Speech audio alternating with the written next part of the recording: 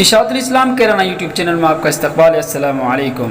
تبلیغی جماعت کی اہم شخصیت حضرت صوفی شہزاد خان ممبئی والوں کا آج 5 روز کی مختصر حلالت کے بعد انتقال ہو گیا ہے۔ انا للہ و انا الیہ راجعون۔ صوفی شہزاد صاحب تبلیغی جماعت کے ساتھ ساتھ مدرسوں کے بھی بہت بڑے ہمدرد اور خیر خواہ تھے۔ دارالعلوم دیوبند اور مظاہر العلوم سہارنپور جیسے بڑے اداروں سے لے کر چھوٹے چھوٹے مدرسوں کے لیے بھی حضرت خود ہی بڑی بڑی مساجد میں اعلان کرتے تھے۔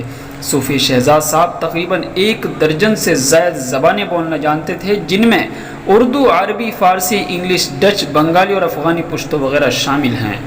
صوفی شہزاد صاحب کا خانقاہ رائے پور سے بھی بہت گہرا اور قریبی تعلق رہا ہے۔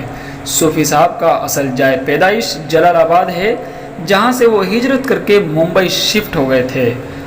آج جیسے ہی یہ خبر جلال آباد، نانوتا، اسلام نگر، برسا، جھنجھانہ اور کیرانہ میں پہنچی تو پورے علاقے میں غم کی لہر دوڑ گئی۔ مدرسہ اشاعت الاسلام کیرانہ کے محتمم مولانا برکت اللہ امینی صاحب نے بتایا کہ حضرت صوفی صاحب بہت ملنسار، نیک اور تہجد گزار انسان تھے، اور حضرت مدرسے کے سالانہ اجلاس میں ممبئی سے تشریف لا کر قیمتی نصیحتیں فرماتے اور عربی اور انگلش میں نعتیں سناتے تھے۔ اللہ حضرت صوفی شہزاد صاحب کی مغفرت فرمائے اور ان کو اعلیٰ علیین میں جگہ عنایت فرمائے، اور تبلیغی جماعت اور مدارس اسلامیہ کو ان کا نعم البدل عطا فرمائے۔